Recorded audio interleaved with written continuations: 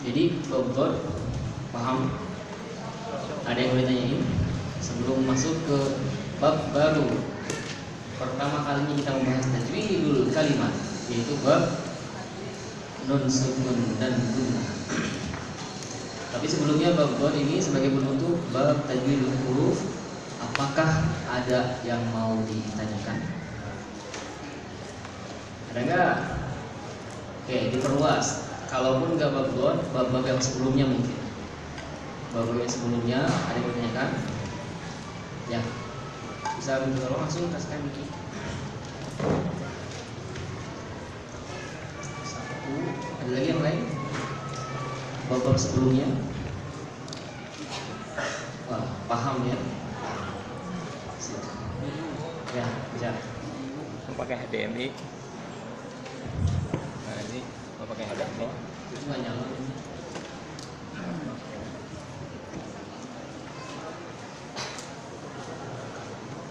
Cek.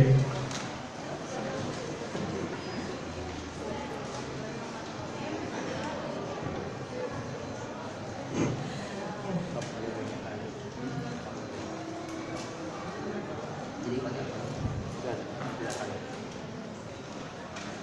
Konektor ini bisa, konektor kabel Vega. Kan ada. Lalu, ya.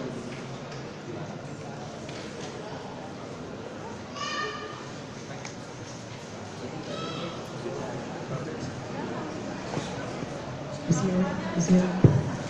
Ada. Berarti dengan hamal. Coba cek. Nah, praktek ini.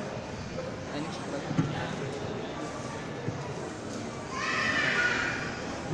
Bismillahirrahmanirrahim. Cek. Tentang pergerakan rahang saat sholat, tapi yang bacanya sir, apakah murni di dalam hati atau rahangnya saja tapi gak ada suara, atau rahangnya gerak tapi bisik-bisik gitu? Udah. Dalam hati kan? Sir. Sir yang dimaksud sir itu apa? Sholat zuhur, sholat asar. Etam. Gimana tuh pertanyaannya? Maksudnya intinya gimana intinya?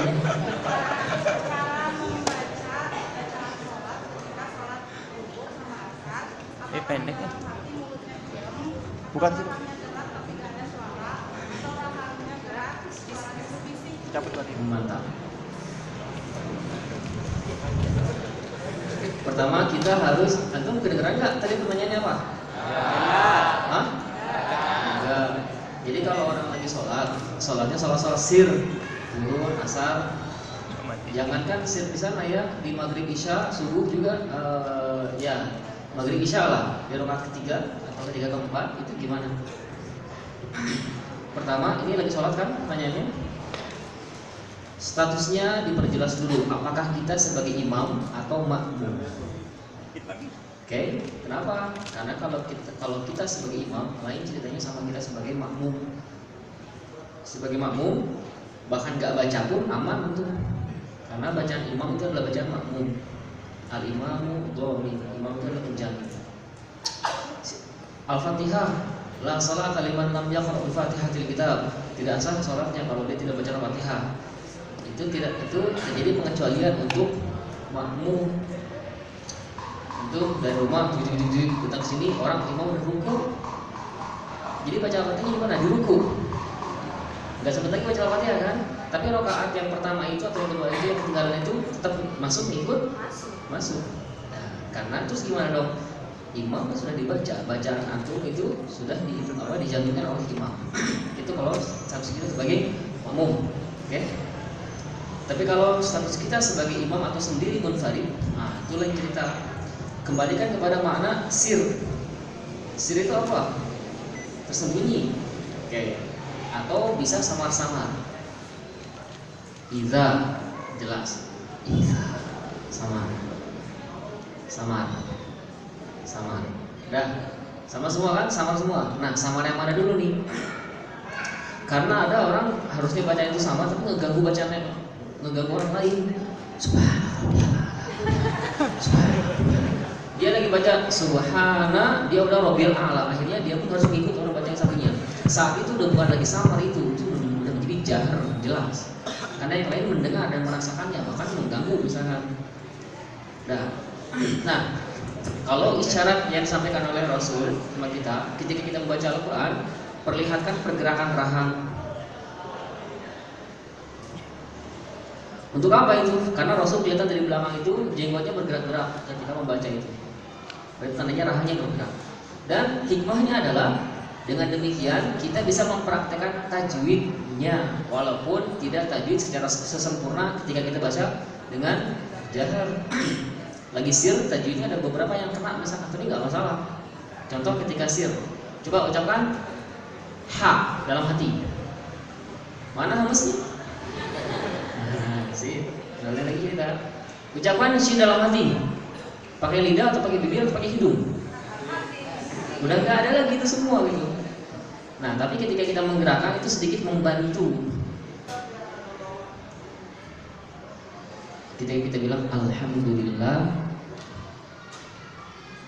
itu benar-benar membantu tahqiq setiap huruf yang kita baca. Beda sama dalam hati.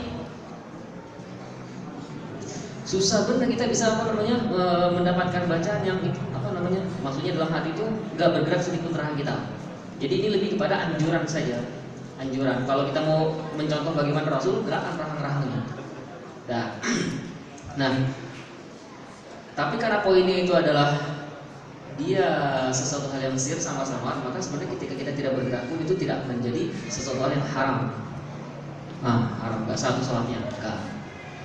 Hanya kesempurnaannya itu kita merasa tidak sempurna. Rasanya nggak sempurna aja, karena kita belum lagi kalau seandainya ada ini si Bang Tony Hinzib, tahu? Tony Hinzib, Tony syaitan rajim panggilannya.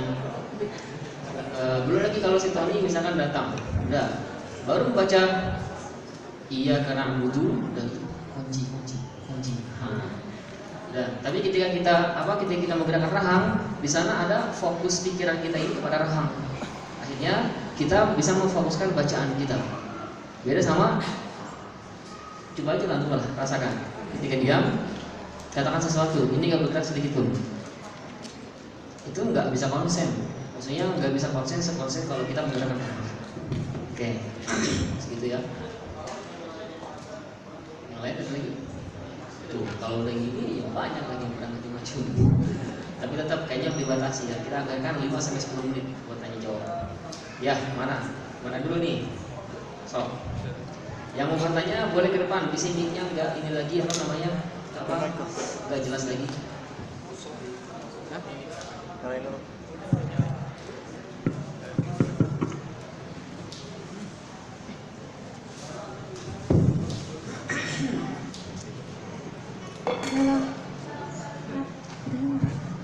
Dalam kalimat ursilu surat Al-Anfal itu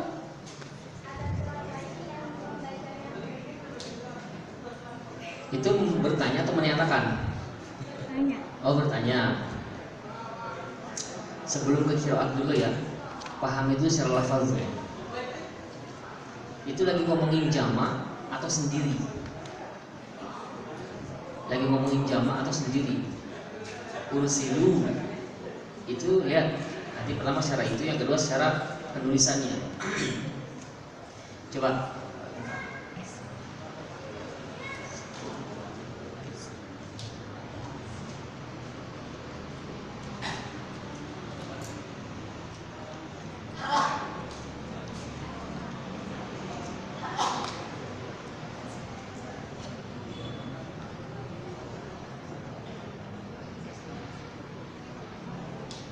lihat, nanti akan ada korelasi antara tulisan dengan bacaan.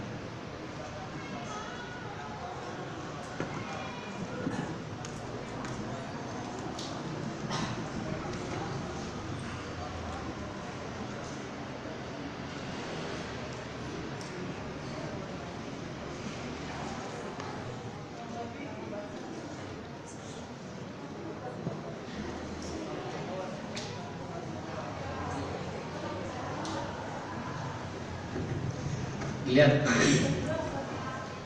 ini lagi ngomongin tentang innal ladzina ajramu, orang-orang mujrim, orang-orang berdosa. Orang-orang mujrim itu mereka itu selalu menertawakan orang-orang mukmin. Entah karena orang mukmin itu misalkan gimana statusnya dari orang-orang yang lemah lah, atau misalkan gimana, selalu ngejek gitu. Wa idza marru bihim yatahawamazun, dan apabila mereka berpapasan atau melewati mereka, yatahawamazun apa artinya? Jelas itu sepertinya artinya itu sama ngejek juga. Kemudian wa idza munqalabu ila ahlihim inqalabu fakihin. Coba lihat artinya apa fakihin itu. Apa? Terjemahannya. Oke, baca sendiri terjemahannya bisa ya. Fakihin atau fakihin. Kemudian wa idza ra'awhum qalu, dan apabila mereka melihat, mereka semua melihat, ra'au mereka, hum mereka orang-orang mujrim melihat orang-orang mukmin. Terus di sini wa ma ursilu alaihim ursilu itu tiba-tiba berubah menjadi mufrad. Itu dari mana-mana enggak masuk. Itu dulu sebelum qiraat. Terus tulisannya kalau ursilu alaihim, terus si wawu sama alifnya dikemanain?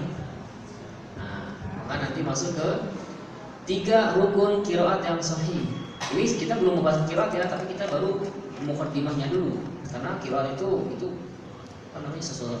sesuatu hal yang sangat tinggi istilahnya. Nah, sebelum ke sana ambil logika sederhana dulu. Kita sudah pernah mempelajari 3 rukun qiraat yang sahih. Pertama apa? Sesuai dengan tata bahasa dulu. Nah, tadi nggak masuk. Ini lagi ngomongin tentang mereka tiba-tiba jadinya gimana?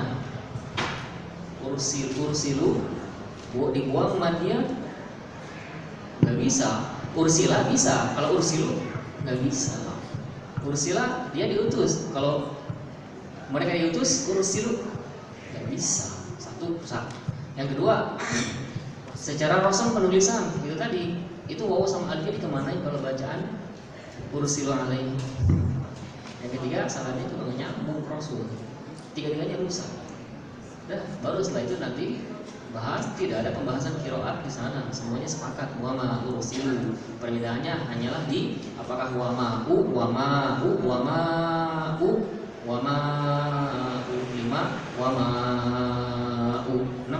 2 3 4 5 6 di situ aja di ursilunya takdir lah.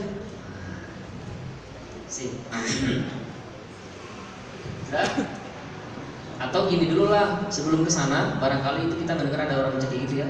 Cek aja antum orang itu baca takbirnya gimana. Apakah udah aman? Allahu Akbar. Memperhatikan kan dia tajwidnya. Ya, artinya ketika ada kita mendengar orang bacanya berbeda, jangan dulu langsung di banyak qiraatnya nih barangkali berbeda. Jangan dulu sana qiraat itu sesuatu yang sangat tinggi sekali. Cek dulu dia memperhatikan tajwid atau enggak. Kalau dia memperhatikan tajwid, dia hafal Quran juga, dia talafuz dari situ, bacanya beda, al-qari'ah misalkan. Atau bacanya gimana? Alladzi jama'a misalkan. Yang biasanya kita alladzi jama'a ma'lahu wa'addada, dia baca alladzi jama'a ma'lahu wa'addada. Tabbat yada abi lahabin wa tabba ma aghna 'anhu maluhu wa ma kasab, sayasla naran dzata lahab wa imra'atuhu hammalatul hatab. Bacanya hammalatul. Dia memperhatikan tajwid, talafuz dari itu, baru kita bisa dalam tanda kutip ya curiga, ini jangan pakai qiraat lain. Tapi kalau dari awal aja tajwid ain berubah jadi hamzah gitu, shin berubah jadi sin, apalagi atau sin berubah jadi shon misalkan, dan seterusnya zai berubah jadi jim, jangan dulu mikir ini kayaknya pakai qiraat lain. Paham maksudnya? Nah, ada lagi. 4 menit lagi. Bismillahirrahmanirrahim. Assalamualaikum warahmatullahi wabarakatuh. Terima kasih waktunya. Mohon maaf sebelumnya ada beberapa pertanyaan mungkin khusus mengenai huruf dot. Saya lihat marot dot itu min hafatihi idwaliyah darasa min aisara aw yumnaha. Dari pinggir lidah itu darasa itu maksudnya itu apa menyentuh, mengenai atau menempel gitu, maaf ya. Satu itu pertanyaan.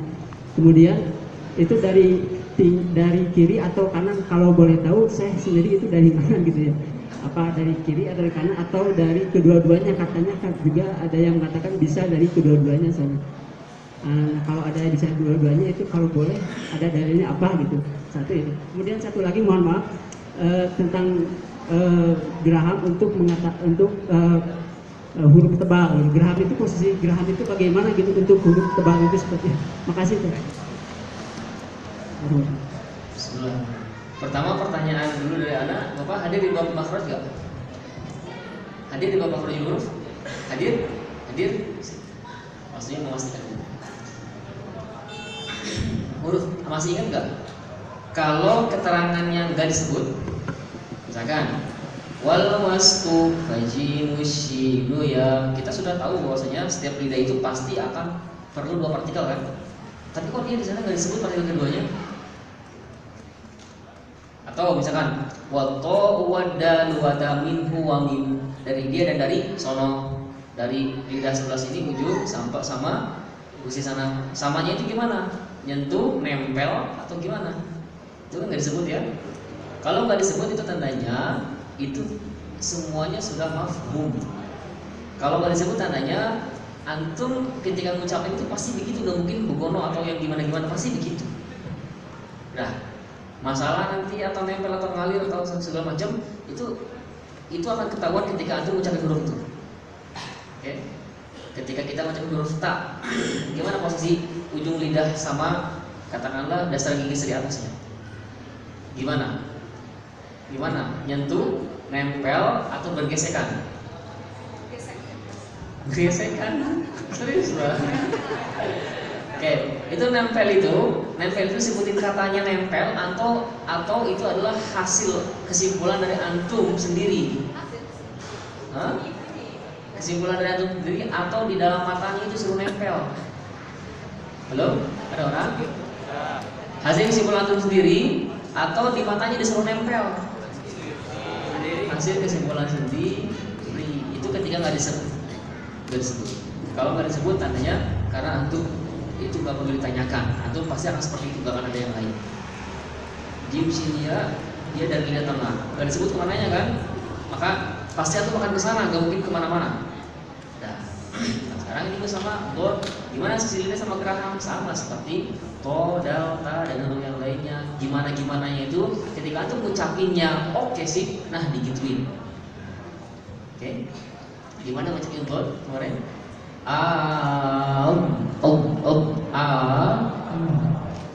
Itu di gimana tuh lidahnya itu? Udah mengarah, nempel atau bergesekan atau ada yang lain lagi tipenya. Apapun teorinya udah begitu. Sekarang